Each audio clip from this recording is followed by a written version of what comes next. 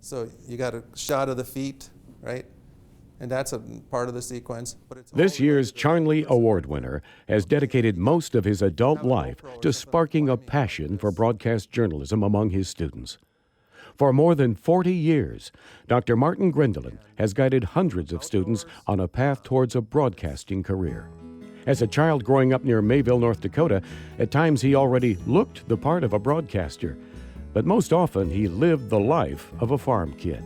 He took the strong work ethic he learned on the farm to Mayville State College, where he served as student senate president, and as he himself describes in this early clip, went on to put his talents to use. After receiving a Master of Arts degree from the University of North Dakota in 1970, I was commissioned as a second lieutenant in the United States Air Force to serve as a television production officer.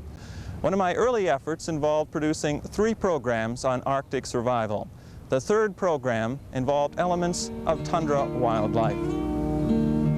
Even some of the mature birds proved defenseless.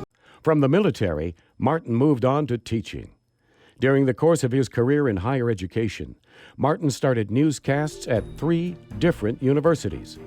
The first was in 1973 at Illinois State University, where he supervised a 5-night-a-week newscast called TV News 10. After more than 40 years, the program is still going strong today.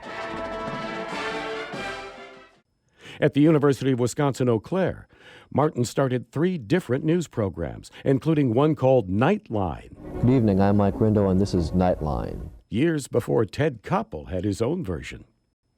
In 1981, Martin accepted a position at Morehead State University and immediately put his skills to work, filing a report for a fledgling news network by the name of CNN. Farmers in North Dakota gamble every spring when they plant their seed. This spring, some of them will also gamble at casinos that have been sprouting up across the state.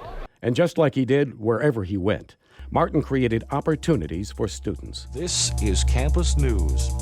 On February 4th, 1984, Prairie Public Broadcasting began airing Campus News. That began a partnership that goes on to this day. Emmy Award-winning WDAY reporter Kevin Wollivand helped get Campus News off the ground. Editing sessions were wee hours of the morning. Half the class would come there after the bar closed and start editing on 3/4-inch decks. He would be there till 3, 4 in the morning as an advisor, because he had to be in the building at the time while we were editing our packages. So we kind of put him through the ringer. Wollivand would be just one of many students Martin would influence over the years. In fact, both members of WDAY's current anchor team, Dana Mock and Kirsten Keeley, also learned from Martin. I can still remember some of his principles in what he taught, and that's 30 plus years ago. You know, he may not be on an anchor desk, he may not be out reporting, he may not be sitting in a newsroom on a day-to-day basis, but I think of all the people whose lives he's touched. And if you look around the nation, there are people doing just amazing things that all started in a classroom where Martin Grindeland was at the front, and that's pretty impressive.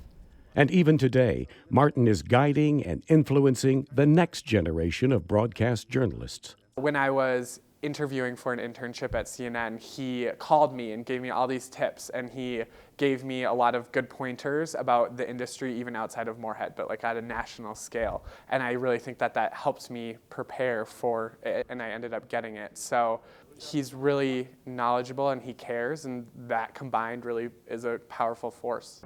That dedication to students was recognized by the Carnegie Foundation for the Advancement of Teaching when Martin was selected to be Minnesota Professor of the Year in 2008. Martin's documentary class has earned numerous awards over the years. The biggest came in 2011 when the Broadcast Education Association gave its Best of Festival Award to MSUM's Inspired by Nature. Despite all that he's done, Martin rarely talks about his achievements.